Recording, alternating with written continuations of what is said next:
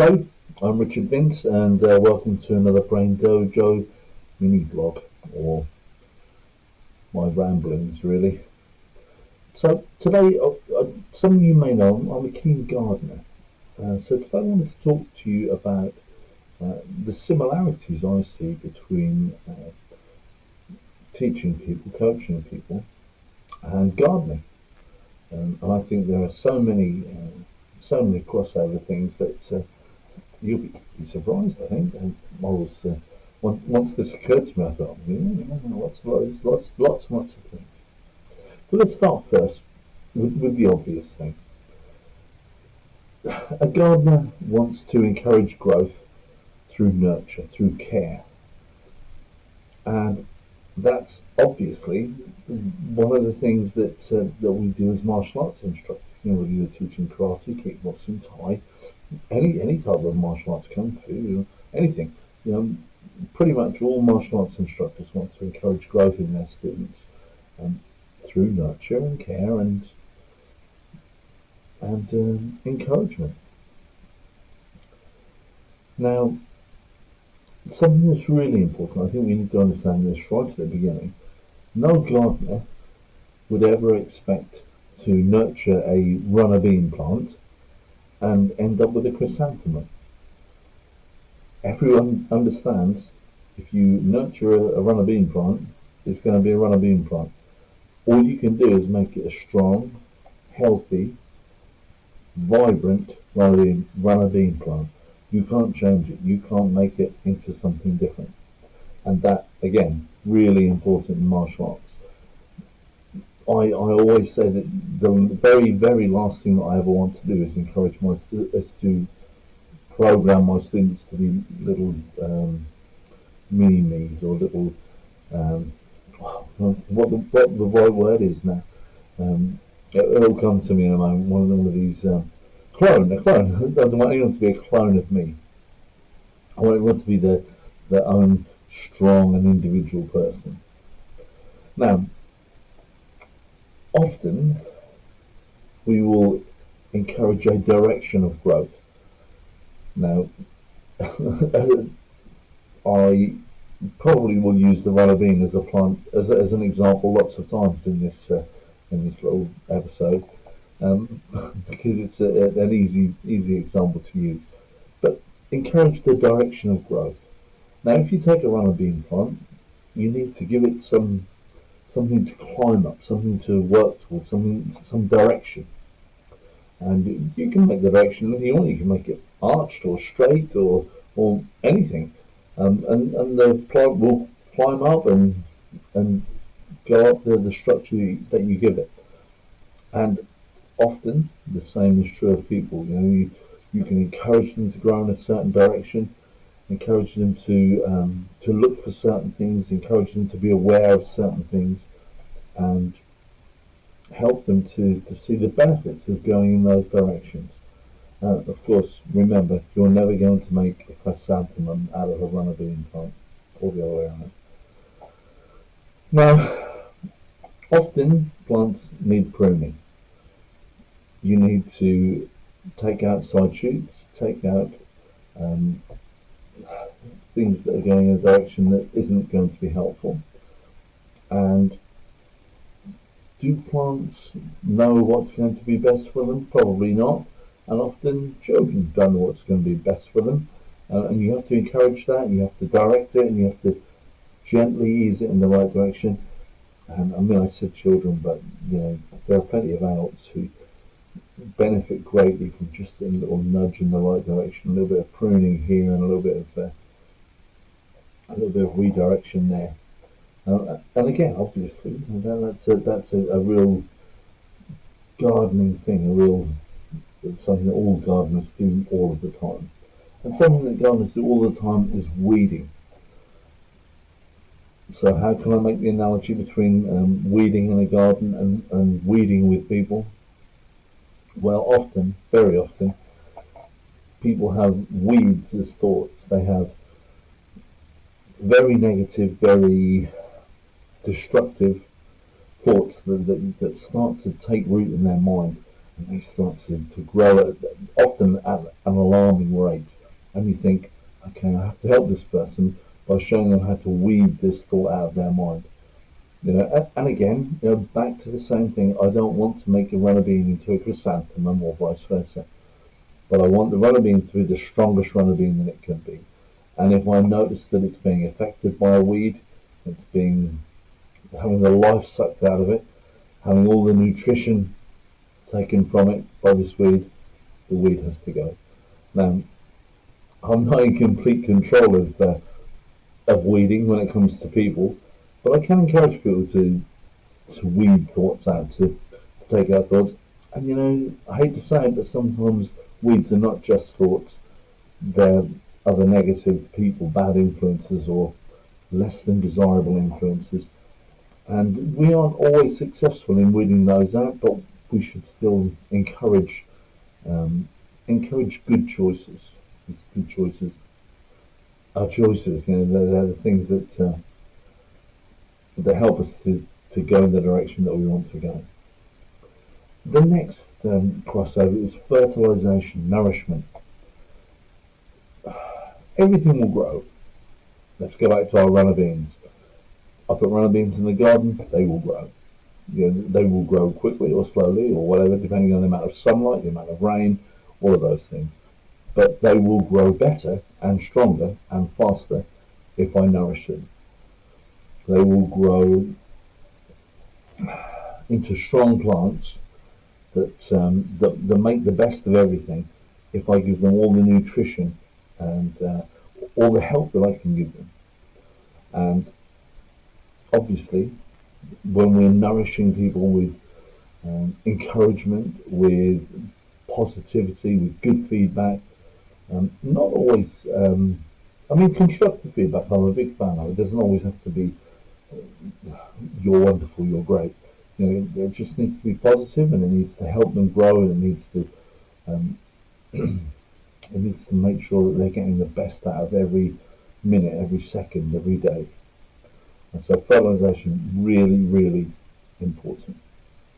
Now, something that's really, really good with martial arts and in gardening is that people appreciate different varieties. You have people who love vegetables. I keep going on about runner beans in this episode, but to be honest with you, vegetables aren't really my thing. I love flowers. I think that flowers are just fantastic. I love looking at them, how bright and pretty they are. I'm just mesmerised by some flowers. And some people will prefer one type of flower and some another, or some varieties of flower and some another. And one of the great things, usually amongst gardeners, is they're very tolerant of other people's preferences. And that's something that we can really encourage in martial arts. Something that happens lots in martial arts is, this is my style, this is my way of doing things, and everything else is rubbish. And I would really encourage people to not have that thought process. Appreciate everything. Everything is beautiful in its own way. It's everything has value. Everything has give a little bit of time to understand everything. And you can use examples like stinger nettles and thistles or whatever. But even those plants have some purpose. I don't want them in my vegetable patch, I don't want them in my flower bed, but I'm quite happy to have them around the place now. I'm looking out of my window here, and I can see plenty of thistles and plenty of nettles, and that doesn't bother me. It's okay. Not my choice, but it's okay. So, being prepared to accept that people have different preferences, people have different things that they would like to put their emphasis on. That's really important. Preparation, right? And maybe I should have started with preparation. That would have been a logical place to start, wouldn't it?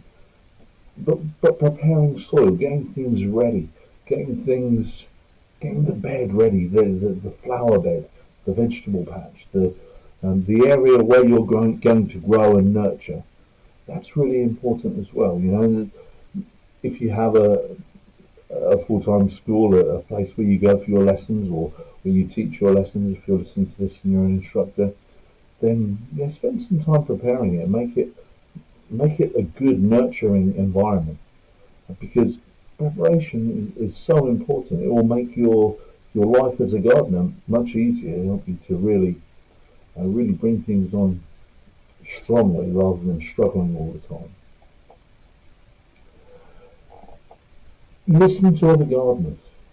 Listen to people who do things in a different way. So whether you're a student or an instructor, or you don't even do martial arts at the moment, listen to other people. Nobody has all of the information. Nobody has all of the good information. Nobody has all the bad information either.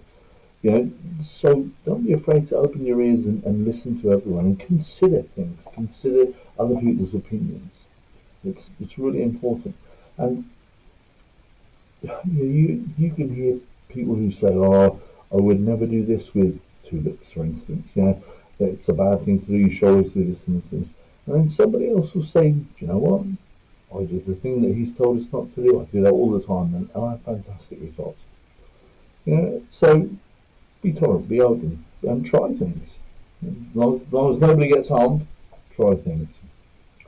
Now, showing your produce, flower shows, vegetable shows, very similar to taking our students to a martial arts event, martial arts tournament, martial arts demonstration. We're showing off what we've done. But we have to remember, all the credit isn't down to us. We play a part as the instructor, as the coach, but really what's come out of that student was what was always inside it. The seed, the bulb, the tube, or whatever it was always inside that entity. You just help to get it out. I think that's something really important that the instructors need to understand. And likewise, we can't get something out of a student that's not already inside. All we can do is nurture and bring it out and encourage it. So when you go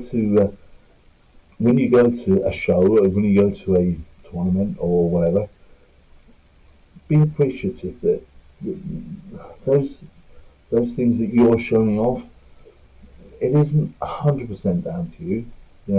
You played a part. You played a significant part. You helped to nurture it. You helped to get them ready. But what is on show is what was inside them before you even came on the scene. One guy has a great story that he tells about tomato seeds. So you buy a pack of tomato seeds. It's been on the shelf, I don't know, maybe 5 years, and it's just a dry packet with some dry-looking seeds inside. And as I said, it could have been there years. Then you sprinkle the seeds onto a bag of compost and you water it, and lo and behold, a few days later or a few weeks later, you start to see some growth. And I don't know, can't remember the story word for it, but he says, the thing that makes those plants into tomato seeds was the tomato-ness that was already in the seeds. I didn't have anything to do with that. I just helped them to create themselves. I think that's something that's really worth remembering. Hybridization. It's I don't mean hybridization of people, but it's a hybridization of styles, the way we do things.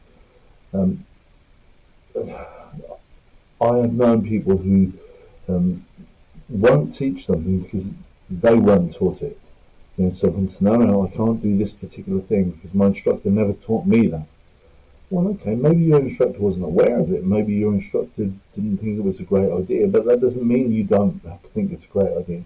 The hybridization, taking on board things that other people have learned, other people can do well, if it fits with what you're doing and maybe enhances what you're doing, it's a great thing to do.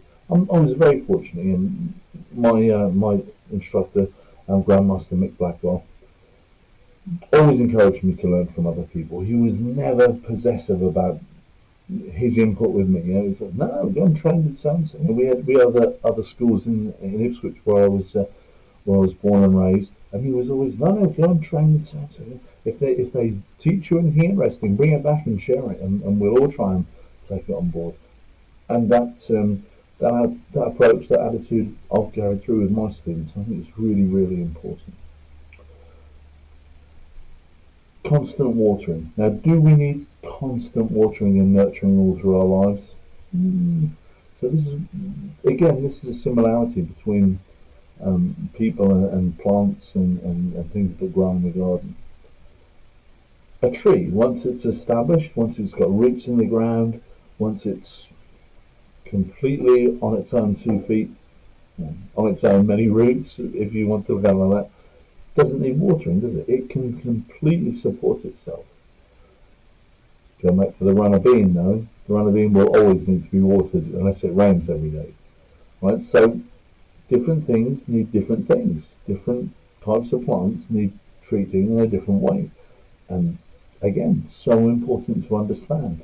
We can't expect every person that we teach to be able to stand on their own 2 feet and be an independent martial artist at 2-3 years time, or from the day they start training. People are all different. Some people will need support and help and nurturing for their whole life. That's okay. It's okay as long as we're not creating that dependence and we're not trying to make people dependent on us. It's fine, isn't it? As long as we're just fulfilling a need or fulfilling a requirement rather than creating a requirement. And I think that's really important. Alright, now, I know for a fact that as soon as I finish recording this, I'll think of something else that I should have included.